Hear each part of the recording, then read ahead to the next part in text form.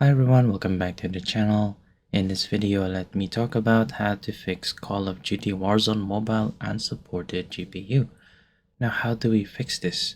Well, all we need to do is to go ahead and check that we are on the latest version of our Warzone game.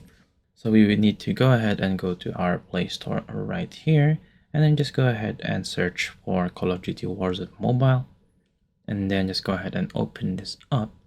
If you don't see the update button right here and it says play, it means that you are on the latest version.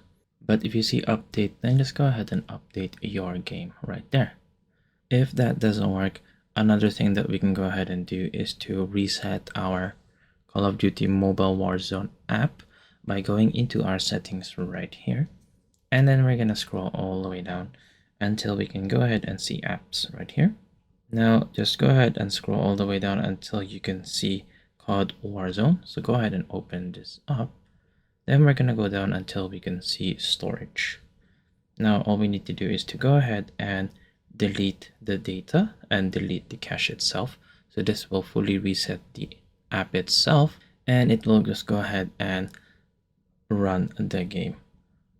And finally, if the game is still unsupported, then this might mean that your device itself is too old or it is not compatible in terms of the GPU, as the game does need a lot of processing power. If your device does have a lot of processing power, then this just means that Call of Duty are still fixing this bug or these patches so that this game is available for all mobile devices. And there you go.